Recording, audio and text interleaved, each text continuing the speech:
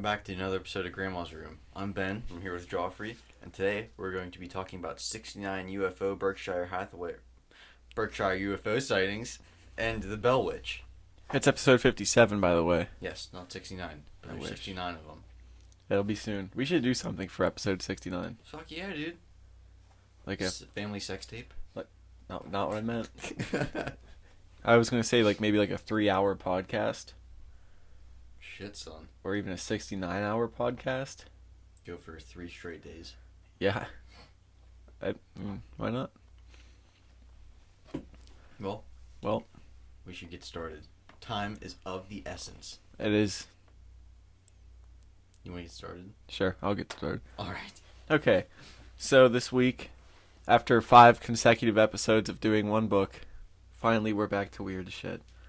And today is the 1969 Berkshire UFO, and I guess I'll just hop right into it. On the night of September 1st, 1969, people in the Berkshires of Massachusetts, they saw weird lights in the sky. And I think the Berkshires is just a region, and has a bunch of towns and everything in it. So a lot of the people were left confused, and the town was just pretty much in hysterics over the event, because there's stories of things that happened to people, and everyone saw these lights. I guess not everyone, but a ton of people saw these lights, so it's not like you can say, oh yeah, the weird guy across the street saw the lights, nobody else saw them. So Dave Izey from the local radio station WSBS said, "We had listeners call the radio station that evening. At the time they didn't know it was a UFO.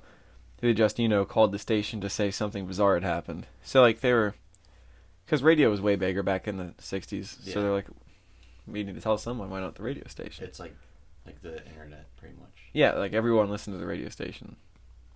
So it wasn't one person, like you said, there was a bunch of people calling in, we saw these weird lights, and it wasn't anything, they knew by the way they moved that it wasn't a plane or, the usual story. And children were also, drawing UFOs in school, the later week, the week after, and they're so it's not just like I've already said, it wasn't just confined to 1 or 2 people that saw this thing. So everybody in the town eventually was talking about it. So I went into the story of Thomas Reed, and at the time the lights happened, he was 9 years old, and him and his family were driving over the Sheffield Bridge from Ski Butternut. I don't know what Ski Butternut is. Sounds like a fun place. I don't know if it was a ski place, but it was in September, so I don't know. I guess Seven Springs has skiing stuff, but they also do stuff in the summer, so who knows? Mm-hmm. That's not the point. So they were in Great Barrington. They suddenly saw lights and a bright object floating close to their car. Reed said that when they saw it, they felt a change of pressure in the air, it just felt different, and they said there was an interference in the electromagnetic field, which in other stories and stuff, people said they've heard it feels like they're being kind of static shocked, just a weird electrical feeling. So then everything went dead silent, they couldn't hear anything. I think it's the Oz effect. You and I talked about that an episode or 2 ago. Mm-hmm. And their car was just filled with the light that was coming off this thing then. So next thing they know, they just remember being somewhere else. They were in the car that happened, and then they were just somewhere else. Reed said, "Now we don't remember being in what looked like an airplane. We do remember being in what looked like an airplane hangar. We didn't stay in the car. We were removed from the vehicle. That's true. Where we were, I don't know." So he remembers being in some structure of some kind. He also remembered what looked like 2 enormous ant-like creatures, and then they were back in their car. So he remembered that once they were back in their car, his mom and grandma, and this is pretty much all he remembers, but they had switched places in the car. I don't know if his grandma was driving first and his mom was in the passenger seat, or vice versa, but they were switched when they got back.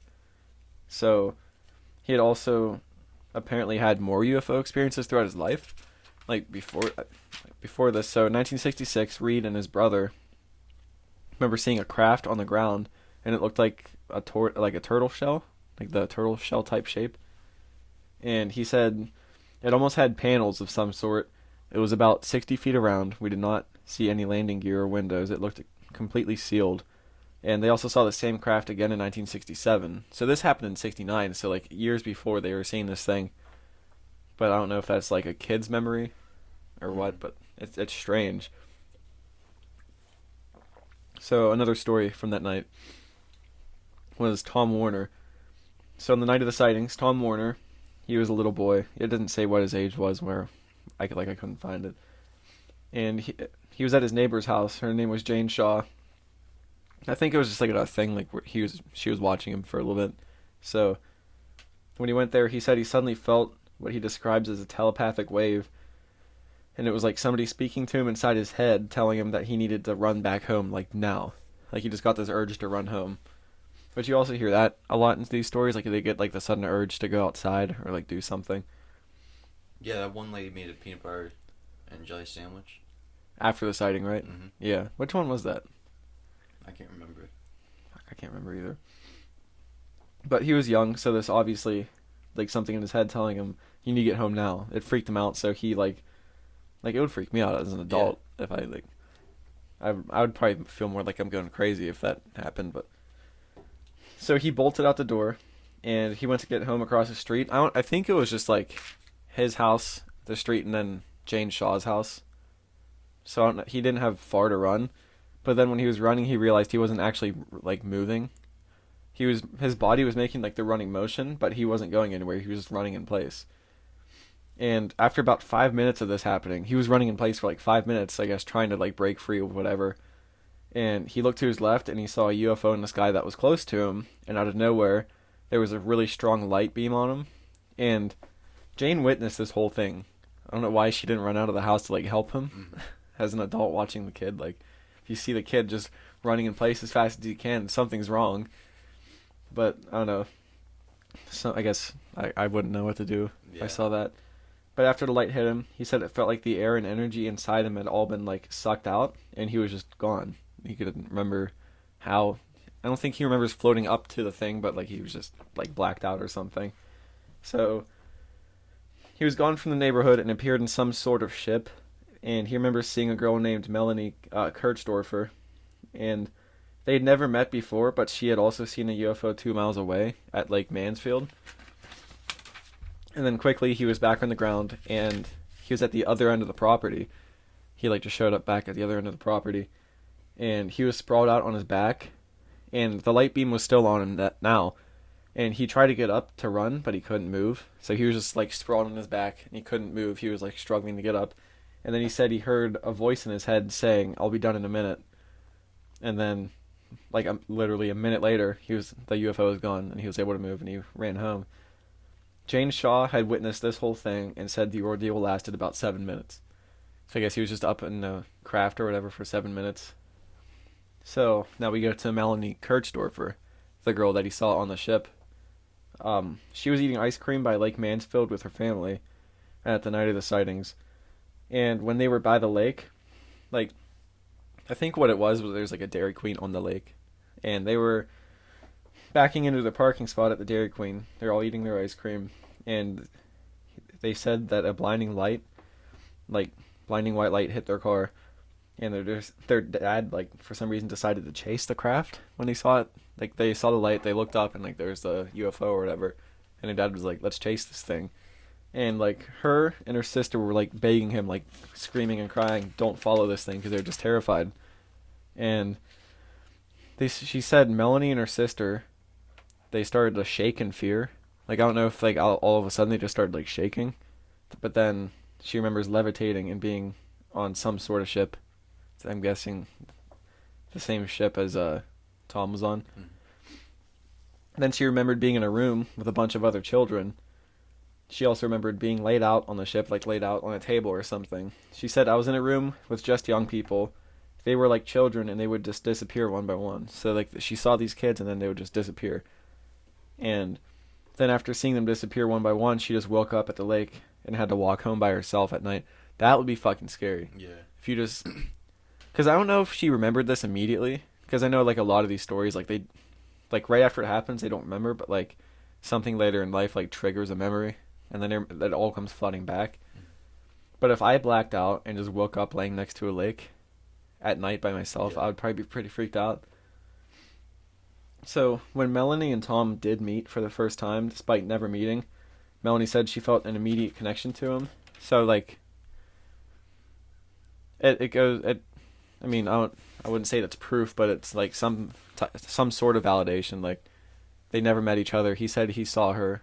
So I don't know if it was like a sort of thing like where you're in a small town, you know of people, but you never talk to them. But he's like, yeah, I saw her. Like, we never talked or anything. But he said they never met, so I'm not sure.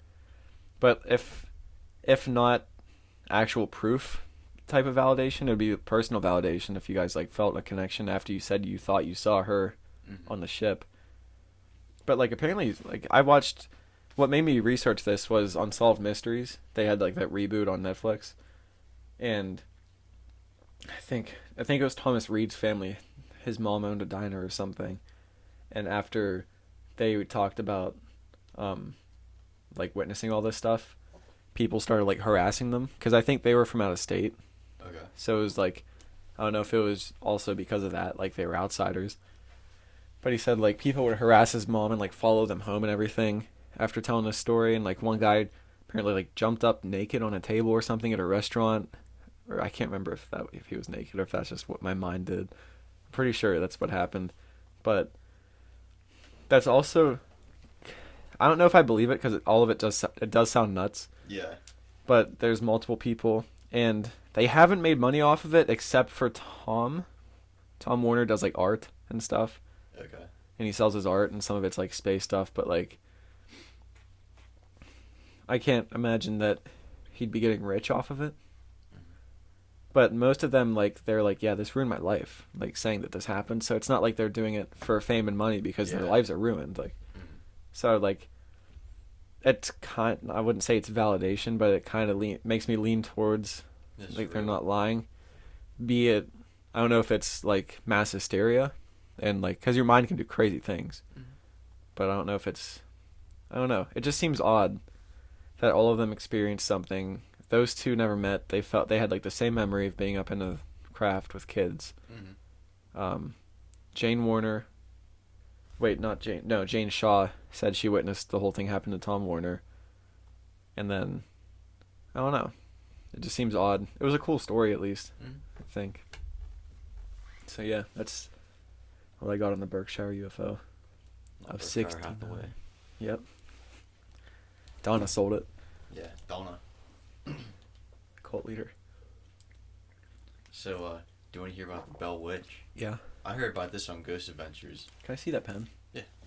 And I didn't know what it was until I started watching bedtime stories this morning.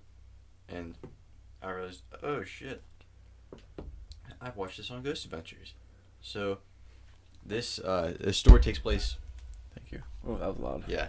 This story takes place in Adams, Tennessee, when it was established just outside of Nashville. Bless you. Thank you. Bless you. Thank you. It was established outside of Nashville in 1804 after a group of families from North Carolina made their way to Red River. And in the group included the Bell family and the Batts family. And the Bells quickly came to power as one of the best farms in the area. And the leader of the family, John Bell, was liked by a lot of people in town. And, however, many people questioned John Bell's integrity in 1816. Integrity. Yeah, after he bought land from Frederick Batts at dirt cheap prices. So Frederick Batts, he was the head of the Batts family, and he had to sell the land, like a lot of his land, not just to him, to John, but he bought a lot of it after getting in an accident that left him unable to take care of the farm. And that's really loud. What? That pen. Oh. Sorry, So, it was just like it's creaking in my ear. So he had no choice but to sell his land in order to keep the family afloat. And Kate Batts, Frederick's wife, was furious about what Bell had done, and she told him that she'd make him pay for what She he was did. mad that he paid so little for the land. Yeah, and like that, they were like, there's like 10 or so families, so I'm sure they all knew each other pretty well. And like, oh, how can you do this to us? Like, I'm sure it's that kind of deal. Wait, so they've known each other for forever, and then he just like... That's what I'm guessing. And then he just like went, I guess, undermined them? Yeah. And around the same time, Frederick's brother, Benjamin, sold John Bell a slave girl, but he thought that she wasn't ready to go yet, like leave her mom, So he let her stay for a little bit, and then when he came back to get her, like to take him back to his farm, Benjamin was like, "Hey, you didn't pay enough for her. I want more money." And After the deal was done. yeah, John Bell already gave him money. Okay. He's like, "I want more money because you didn't pay enough," and so John, they got into an argument, and Bell sold her back to Benjamin for a higher price than what he bought her for, and unbeknownst to John, Benjamin sued him for extortion and won the case since John never showed up to court. He had no idea that a trial was going on. So he only found out after the case's result were read aloud in church, and that began like his like departure from like society. Like he was like shunned by everyone. Mm. And Kate Batts, so quick flashback to her. She was known for being like a very mean and cold woman, and she was thought to have practiced witchcraft, and she also coincidentally was like shunned from society from like practicing witchcraft, but maybe if it's true. Mm. And many people suspected Frederick's accident was even punishment from God, like for what she had done. And shortly after he was shunned by the community, John saw a strange creature while he was hunting like at his house. It was like he said it was a big dog, or the body of a big dog, and then like had like big long like rabbit ears, and it was covered in like thick black fur. Like a skinwalker? Maybe skinwalker. And so he shot it, and like he like went over to see if he killed it or at least like hit it, and it was just gone. What if it was like a wolf that some crazy dude like somehow chased down and put bunny ears on? Like pink rabbit ears for like Easter. Yeah. So after the strange incident, lots of weird things started to happen at their house, and I don't know how they could live through this like the way they did. So at night they would hear stones being thrown at the side of the house, but no one would be outside. And at first John was like, "Okay, it's probably the bats just like fucking with me, you know." And after a while, noises were heard constantly coming from inside the house, and it said they would hear like it sounded like fingernails like scraping the walls or the floors, like big thuds. And one thing they said was it sounded like rats were chewing the bottom of the bedposts, which would be like, fuck that, dude. I would not want to live there. But If you're hearing all those noises, I'd be out. yeah. God, I have a booger whistle. It keeps blowing into the microphone. Despite all the weird stuff going on, the family just totally ignored it. Like, How? I don't know how, but they stopped ignoring it when Betsy Bell, their daughter, woke up with her hair tied to the bedpost and was being slapped like across her face like a bunch of times. By nothing? Yeah. Oh, God. Yeah. And John and Lucy, that's John's wife. John and Lucy Bell came in after hearing her screams, and there were red handprints all over her face. And after seeing what happened to their sister, her two younger brothers admitted that the same thing happened. I don't know about the whole hair thing, but Their pubes. Inside their pubes are on the bedpost. they admitted that the same thing happened to them, and they like pulled up like their pant legs, and they had like red hand marks like the whole way down. Ew. Yeah. So they prayed like every day to get rid of like what was tormenting their house, but soon afterwards, full bodies like had started to be seen, like apparitions. Oh. Which that's like not good. Mm-mm. And the slaves reportedly saw strange animals that could even speak. And Betsy saw a girl hanging from a tree by her hands, and like it like quickly disappeared. Like doing pull-ups? Yeah, I bet. Or Sorry. I wish. Oh shit! I haven't heard that in a while. I know. Eventually, John went to his friend James Johnston, who was also his neighbor, and him and his wife started praying, like going over their house and praying every day. And one night, James asked the spirit's name, and it replied Kate. Who's Kate? Was that the witch? Well, that was also the name of the wife. I got- Frederick's wife. I got the names mixed up in this. Frederick's wife was named Kate, Okay, and now that it's saying Kate. but she's alive. Yeah. So it's like mocking them. Like, my name's Kate. My name's Frederick. My name's Frederick. Anyway, so Johnston convinced John to go ask the community for help, And news of what I thought this was pretty crazy. News of what happened spread all over, and even caught the attention of Andrew Jackson. Was he president at the time? No, he was a general. Okay. And he brought some soldiers with him from Nashville, and one of whom was tempting the ghost, like, on their way. So I think I remember this from Ghost Adventures slightly. He said he brought, like, silver bullets. He was like, I'm going to be the one to kill the Bell Witch. And on their way there, they were, like just coming up on the house. And one of the wagon wheels locked up, and they, like, tried, like, everything, like, to get it free. And eventually, Andrew Jackson apologized for a soldier, and then it started moving again. To the witch? Yeah. Oh, fuck. Yeah. Can you imagine, imagine trying to fix it, and then you're just like, fuck it, I'm sorry, witch, and then it works, like, right after that? Yeah. That would make me a believer pretty instantly. And, when they, right, I already read that. So once they got there, they set up camp, like, outside their house, and they're supposed to stay there for, like, a few days. But, they left after one night because of all, like, the strange shit there. And that's soldiers. Yeah. And Jackson later said, I would rather face the whole of the British Army than spend another night at the Bell House. Really? Yeah. Did they say did they see anything? They just said, like, or weird noises? shit happened to, like, all the soldiers. They didn't say what, but... Pubes probably being, like, braided in the cornrows or something. Yeah. And, on December 20th, 1820, Bell was found in his bed dead after drinking a mysterious substance from a vial next to his bed. Didn't say what substance? They don't know what it was, but it had the same aroma that was coming out of his mouth. Was it Shakti Viri? What? Shakti Viri. What's that? Come on, man. The series. What? Oh, I bet it was. That What? idea. I just had an idea. Write it. I am. Okay. Keep going. So like they brought like people over to the house, and someone was like, "Well, Lucy probably did it. She probably poisoned her husband." And whenever someone did blame her for doing that, Kate said, I fixed his medicine last night and gave him a big dose of it. He'll never get out of that bed again." Wait, say that again?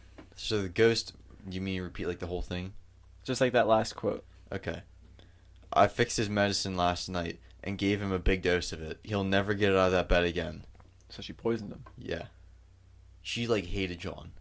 But weirdly, she loved Lucy. Like, whenever she got really sick and they didn't think that she was going to survive, and she'd sing, like, gospel hymns and leave, like, hazelnuts and grapes on her bed. And then, like, she was fine. Like, she, like, made a full recovery. But I thought that was kind of weird. Hazelnuts and grapes. Yeah. I wonder if those are good together. I don't know. But at John's funeral, I'm sorry, John Bell's death was the first recorded death in U.S. history to be blamed, or for a ghost to be the cause of someone's death. Like that was the official cause of death for him. Mm-hmm. Oh, that's weird. Yeah. I wonder if they would ever do that today. I don't know.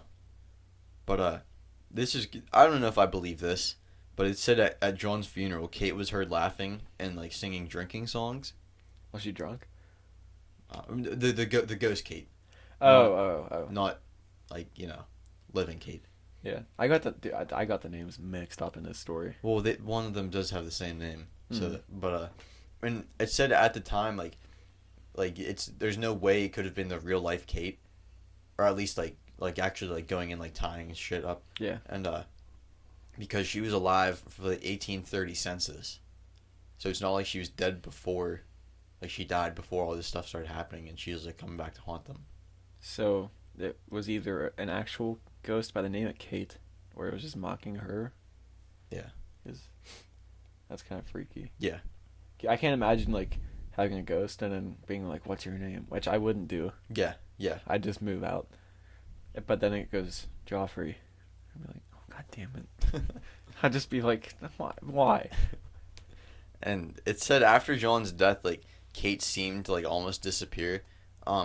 Like the ghost Kate or the actual Kate? The ghost Kate. Okay. And it said like 10 years later, I think it was Betsy, might have been one of their other daughters.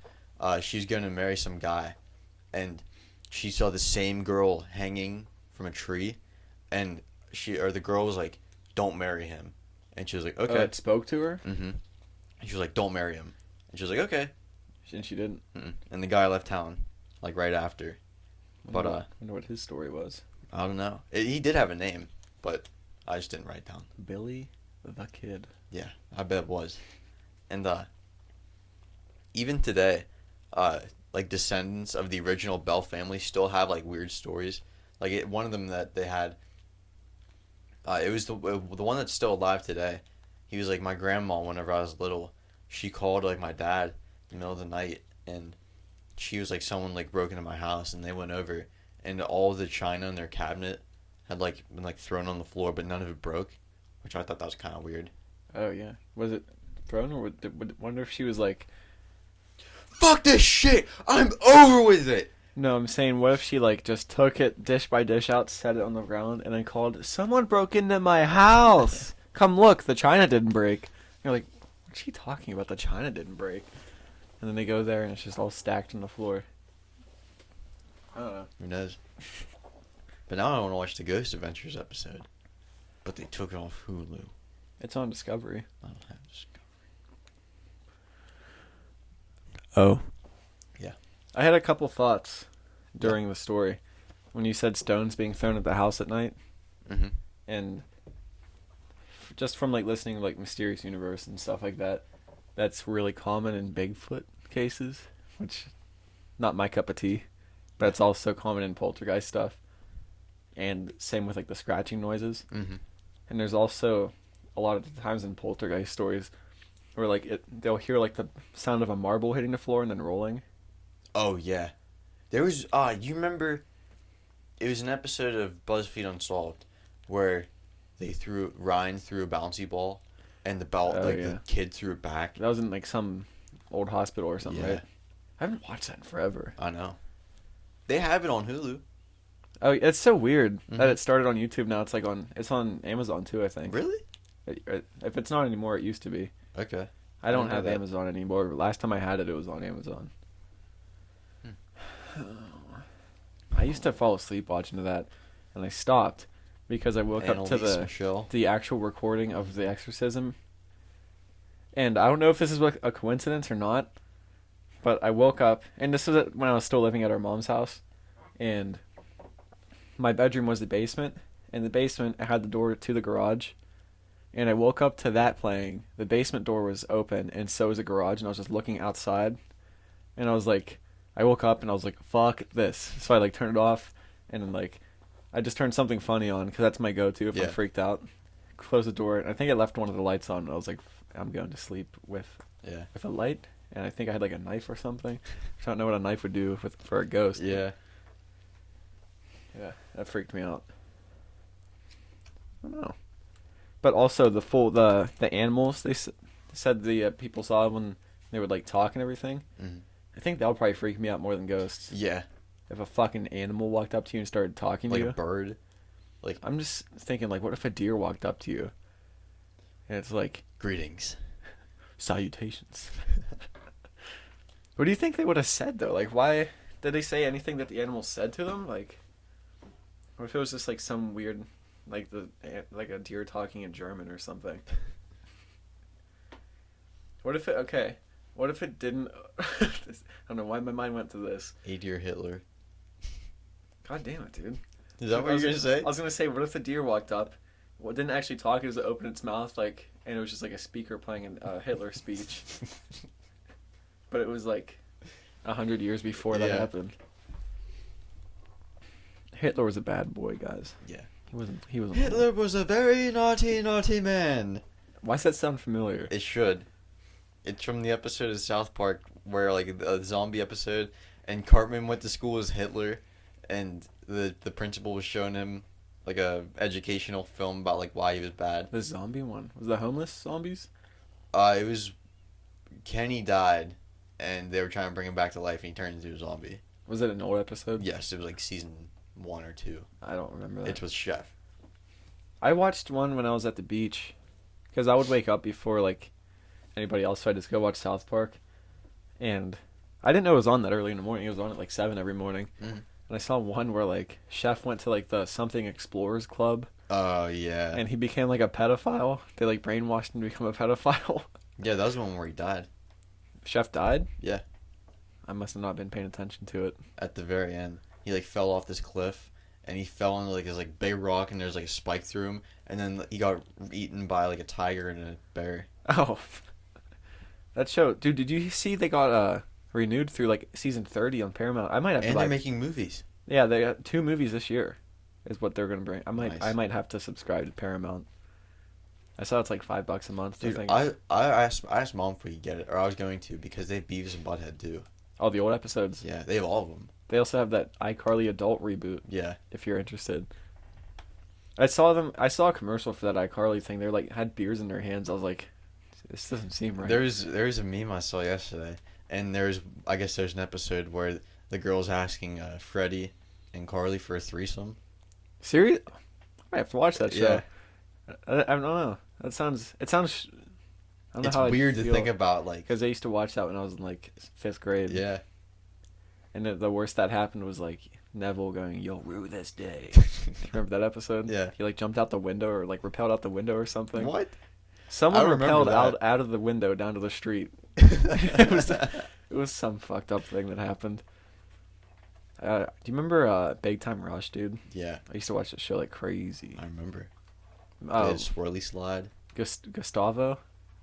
Someone said that someone FaceTimed him at our school. Yep, I was And there it was for like- it. I got a video of it. Oh, you saw it. What happened exactly? I only heard the story. So, someone did something, and we couldn't really hear because like everyone was talking. Like they had it in the cafeteria, so like everyone was trying to eat, and it had something to do with one of your old buddies, old pals. But The G word.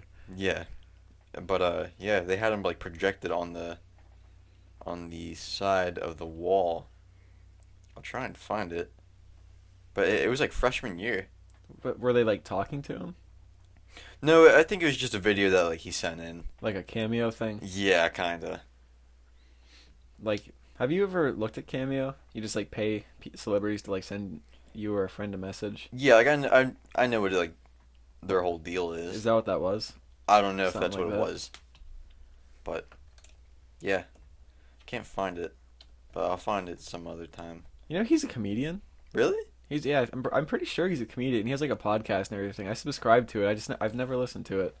I subscribed to it with the intention of listening to it and I just forgot about it.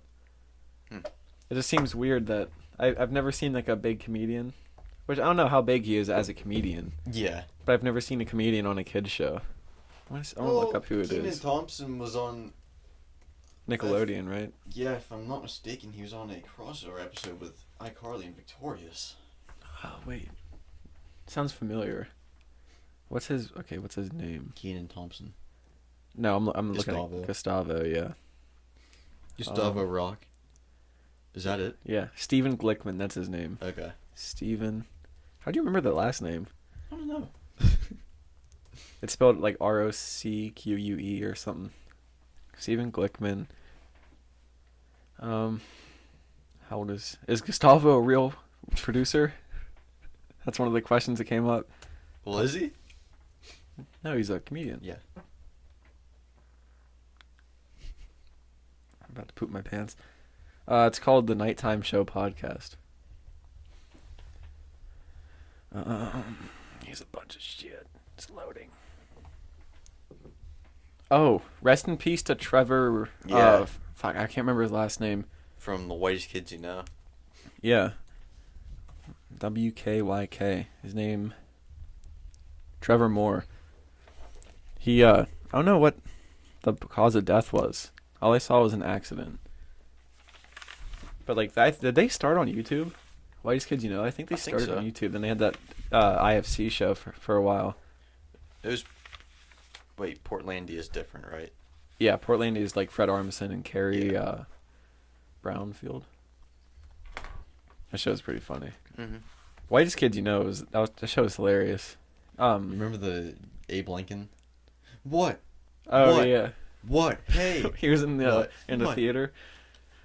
There's also that one. Do you remember the Call of Duty one where they were all playing? Yeah. Yeah. He's like, "Mom, you made me a sandwich." Oh, dude, that show was awesome. I used to watch that so much in high school. That and The Birthday Boys, I think was a show. Yeah. On that sounds IFC. familiar. The show's pretty good too. I'm surprised. That sucks. You remember that show? With fuck, he's in campaign. Zach Galifianakis. Between Two Ferns. No. He was the rodeo clown. Oh, Baskets. Yeah, and there's some other show I'm thinking of right now. I mean, I think we watched it at Uncle Scott's house a few times. Was it Jim Jeffries? Remember Jim Jeffries? That show, I forget what it was called. Legit. Yeah. That show Holy was good. shit, dude. We're like Batman and Robin. I haven't watched that in forever. How long did that show go for? I don't know. I only knew about it because of you guys. I think I started watching it because Scott. He watched it. Sorry, I didn't mean to play footsie with you. It's only weird if you say anything. Well, sorry, I made it weird. But I need to watch Baskets. I watched like a part of the first season of it and loved it, and then I just kind of forgot about it. It's so weird. Like, I think the mom in that show was a man. They just dressed him up like a woman for all the season. You know which one I'm talking about, right? Mm-mm. It's a big lady. Okay. It's so funny, dude. It's Baskets. Joffrey. What? I don't think we have a whole lot of tickety time left. Tickety time? Yeah. You have like a few minutes? Yeah. Her name was Christine. It's Louis Anderson. It's this guy. Dressed him up like a woman. Oh, okay. Okay, it's... Yeah, that's a dude. I forget what she always liked. Was it a Toblerone or something? He always got her like Toblerones or something. It's like, Mom, I got you a Toblerone. You know those candy bars, like the triangle-shaped candy bars? Oh, yeah. That show's so weird. I wanna... Did he die? Louis Anderson. Dead air? Let me see. Yeah, you want to end this? It got really quiet really quick. Yeah. Well, did he die? Can't you just leave him? I can't... No, he didn't. I don't think he died. Good. I'm going to look up Louis Anderson death, but I don't think anything will come up. No, he's still alive. Still kicking. Alright, well, do you have your page with all the information? Somewhere. For the ending? Oh, hello. Okay, ready. Yes. We're on Stitcher, Google Podcasts, Spotify, iTunes, YouTube, Rumble, Storyfire. Not YouTube. Spotify playlists include Grandma's Christmas Tree, Saloon, Guitar Case, Trap House, Jukebox, Clam Jams, and Opium Den. It's all our music. We like it. We're on Twitter. Room_grandma. Instagram, Grandma's Room Podcast. What else are we on? Terry, what are we on? The internet. There we go. Yes. All right. Stay golden. Any last words? Listening. Hmm? Thank you for listening. Yeah, thank you for listening. Terry, any last words? He walked in at the end. Gotta smooth my balls. Yeah. We haven't done that. Yeah, we have to send him the number. I don't have it. Yeah. Yeah, we Well, don't know what to do. Let's talk about this once the podcast is over. Drink cheer one. Drink Yeah, tier it's one. tier one. Balls.com. What? Balls? Smooth my balls. Smooth.